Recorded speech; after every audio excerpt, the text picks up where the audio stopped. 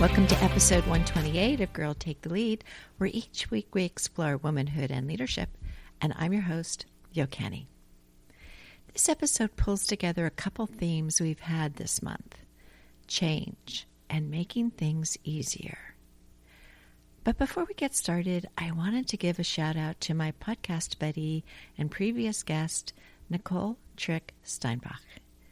Like two minds going down the same track at the same time, Nicole just put an episode up about high standards and shouldn't we develop a new standard of growth? And I had just done a soundbite episode titled From Straight A's to Work World, Rethinking Good Student Habits. If you loved the questions we asked in our episode, check out Nicole's episode on her podcast, Celebrate Brave, and I'll give a link to her in the notes. So let's get started. Today we're covering Michael Dooley's book, Manifesting Change. It couldn't be easier. This book was written in 2010, and I know he has more current books out there, but gotta say, guys, this one hit the mark for me as a kind of beginner book to understanding manifestation. I can already hear some of you going, "Oh, that's so woo-woo, yo." But I hope you'll come to understand some of the distinctions he offers as not so woo-woo. Mike Dooley has an interesting background. He's an international tax accountant turned entrepreneur turned writer for the universe. Yes, he's the guy who sends frequent reminders of the absolute power we have over our lives. You might know his book, Notes from the Universe, and in this episode, we'll include some for manifesting change that he had in the book. I'll have links to his books in my show notes if you'd like to go check them out. In this book, Manifesting Change, Dooley offers us this premise. If there was just one thing I could tell you about living the life of your dreams, knowing that if you understood it would be enough, I would ask you to realize that you are already living that life. So cool, right? He reminds us that the meaning of life is to live it, to be here, to follow our hearts. Nothing has to happen, and there is no one we're supposed to be other than ourselves. So here's a note from the universe that he put in the book. Young souls look for secrets, rites, and rituals. Mature souls look to science, math, and evidence. And old souls look within. Look within.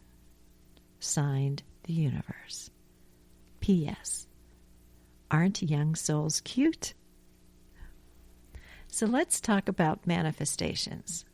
I'm reminded of a great TikTok, Instagram personality I love, Anna K. Preezi, who shouts at the sky and yells that she doesn't have it in her to do today. She doesn't have the patience or energy or motivation and wants to do no things, but maybe sit in the sun and have some mac and cheese. And she always ends it with, "Thank you," and yells, "It's called manifesting. Look it up." You got to check her out. I'll have a link to her in the notes too.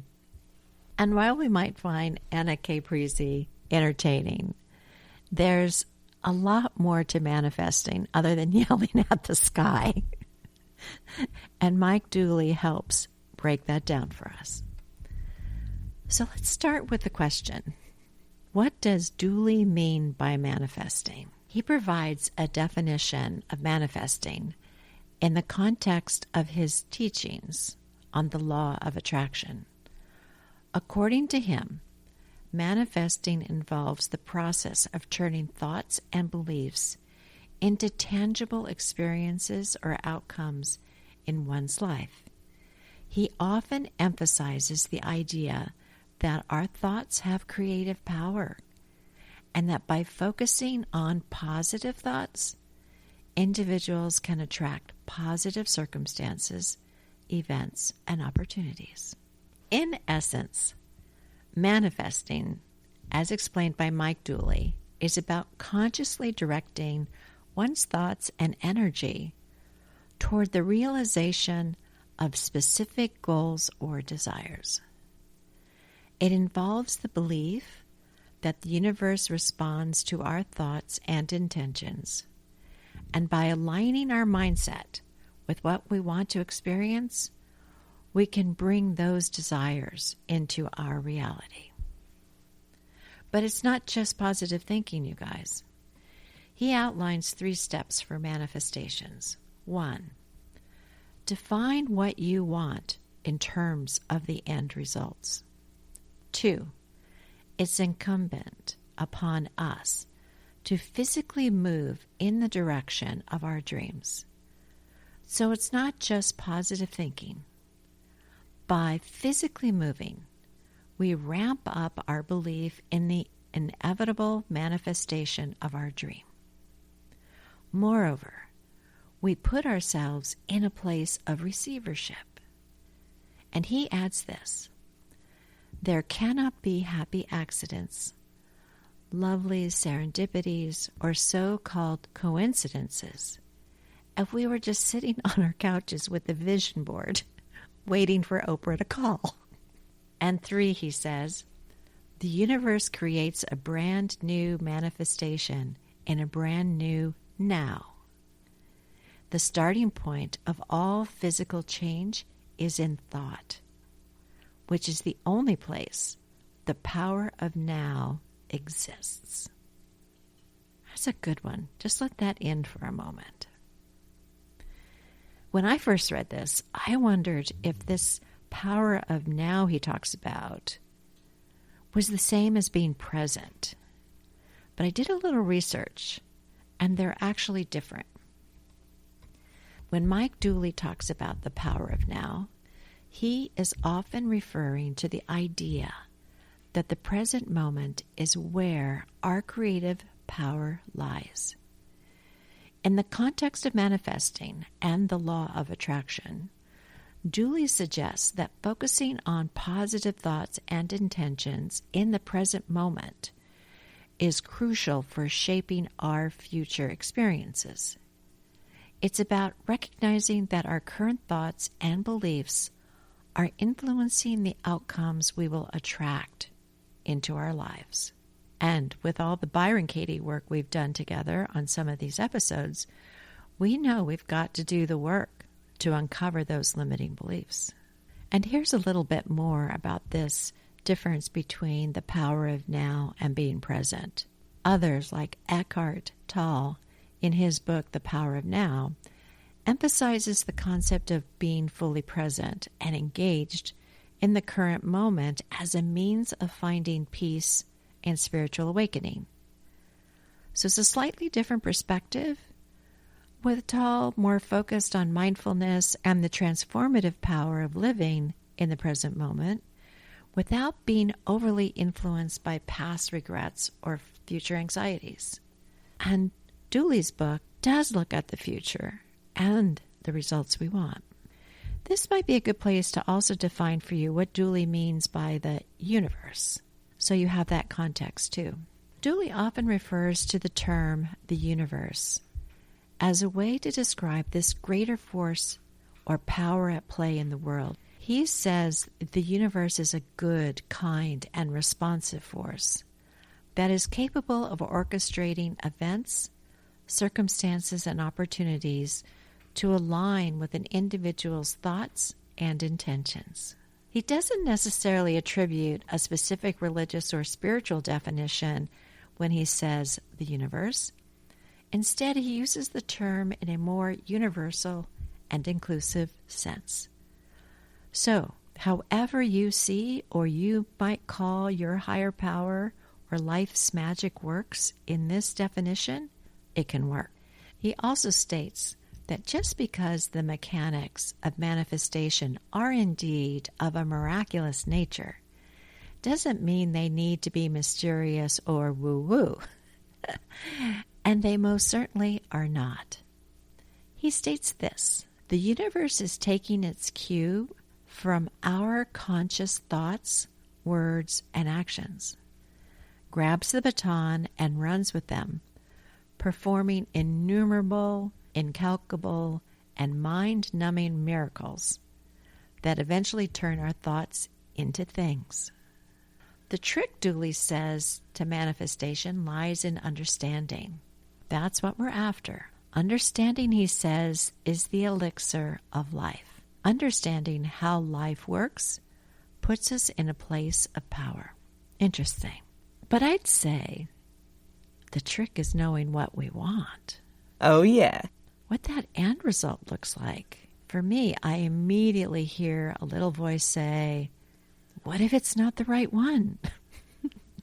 Better to just lay low, yo, and let it unfold. Don't be bold or play big by asking for something you want. But hey, that's why I do the work to break that stuff up, right?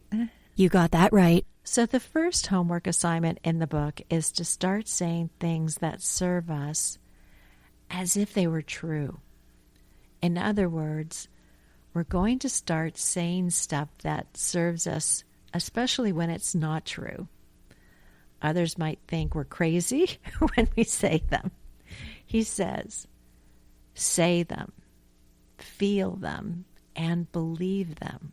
We need to think through what we'd like to change in our life and how we'd like to change it. And what would our ideal look like?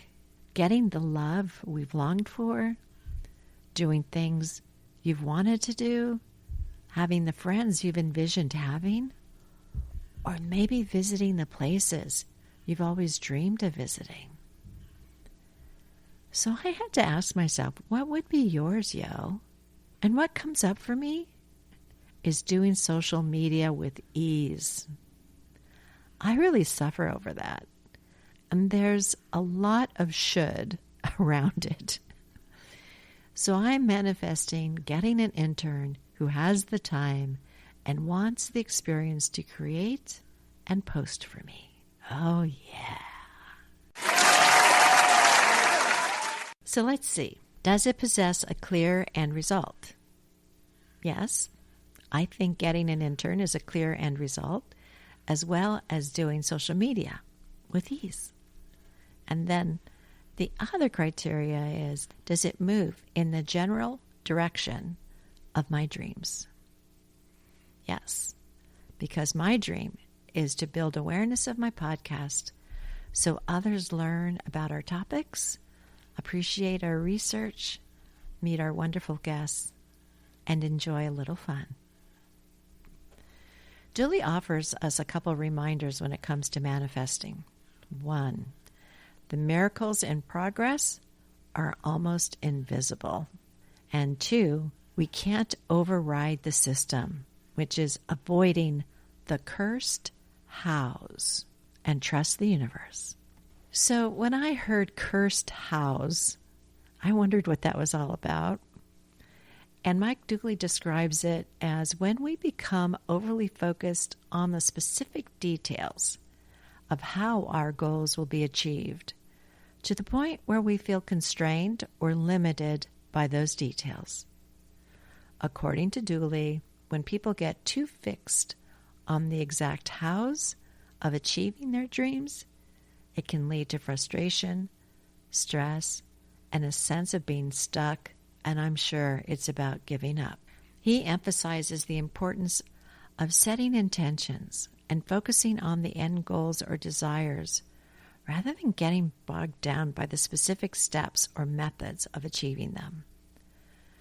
The term cursed hows is a reminder to avoid getting caught up in the details that may be immediately apparent or out of our control.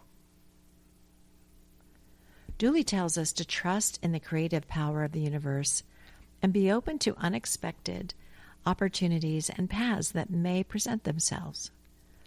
By releasing attachment to our rigid plans and being more open-minded, we can allow the universe to unfold in surprising and beneficial ways that can look mysterious.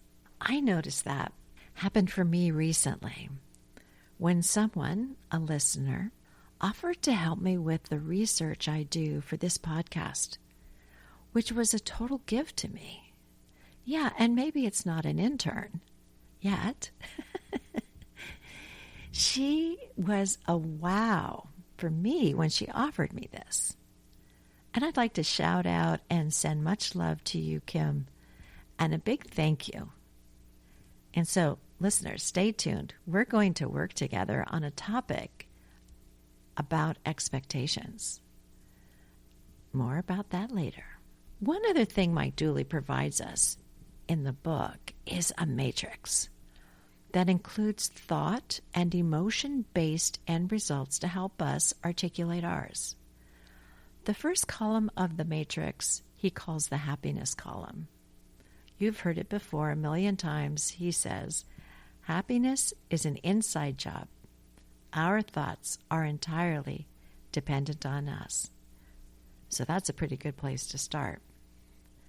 The next column over lists all kinds of end results besides happiness, like understanding, gratitude, spirituality, confidence, creativity, acceptance, tolerance, compassion, patience, self-love, and in my case, being at ease. I wonder what yours would look like.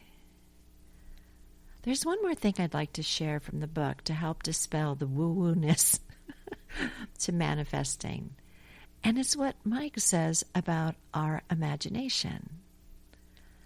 It's a tool, he says, toward making our dreams come true. And it's a no-brainer. When we understand that thoughts become things, it's the absolute be-all and end-all of how time and space are assembled. This leads to the realization that visualizing as an exercise is perhaps the very least we can do to bring about the very most in terms of a fantastic life change, no matter how woo-woo that may sound. Here are the guidelines he offers. 1. Visualize your desired outcomes once a day and let it go. You can think a happy thought on your way home, or think about whatever end result you're working towards before you're falling asleep at night. And do this whenever it works for you. 2. Visualize no longer than 5 to 10 minutes at a time. Longer, he says, might lead to daydreaming. So it's different than meditation if you think about it. Meditation typically aims at achieving a state of mindfulness, relaxation, and inner peace. It is often practiced for its benefits in reducing stress, improving focus, and cultivating a sense of presence, while the primary purpose of visualization is to mentally and emotionally engage with our desired outcomes. 3. Imagine every conceivable detail. Just make the image in your mind as real and vivid as possible. Use them to get excited about all the amazing changes you will soon be experiencing. 4. Feel the emotion. I love when he says emotion is the turbocharger of change. Our emotions supercharge the thoughts associated with them. This extra charge overpowers your other competing thoughts and limiting beliefs. 5. Put yourself in the picture. Feel the joy. Happiness is what we're really after. Plus, emotions automatically put you in the picture. And 6. Dwell with the end result or beyond. Do not mess with the cursed house. When visualizing, go to the finished picture where your dream has already come true. Do not visualize how it will come true. And here's a note from the universe Mike Dooley offers in the book. Did you know that whenever you think a brand new thought, however fleeting, there are switches flicked here, buttons pressed, levers thrown, banners unfurled, wheels turned, hats tipped, winks winked, angels sent, connections made, and conga lines formed. For starters, you wouldn't even believe me if I told you what happens when you visualize. Yeah, a lot. Signed, the universe. And one last note from the universe before we end today. The trick with imagination is remembering to use it. Visualize every day. See you there. Signed, the universe. Thank you for listening today, and we sure hope you enjoyed this episode. If you did, please leave a comment wherever you listen to your podcast. Tell a friend, join our public Facebook group, Girl Take the Lead, or visit our website, girltaketheleadpod.com.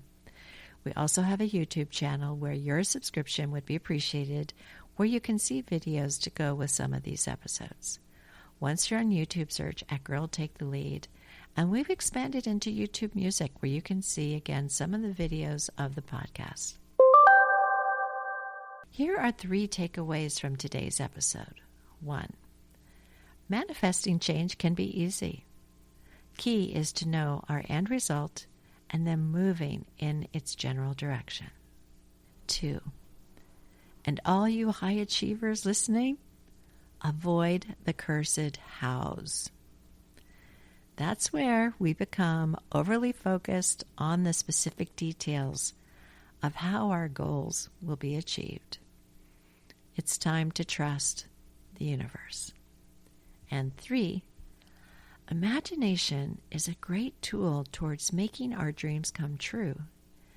And a practice of visualizing is a way to exercise our imagination. For our next episode, you are invited to a birthday party. Girl Take the Lead will be 2 years old, and we're planning something special. And as some of you know, in the last few episodes, we've been talking about celebrating ourselves. So I'm going to step into some uncomfortableness and celebrate our accomplishments. Please join me as I practice tooting my own horn. Thanks for being here, and talk to you soon. Bye.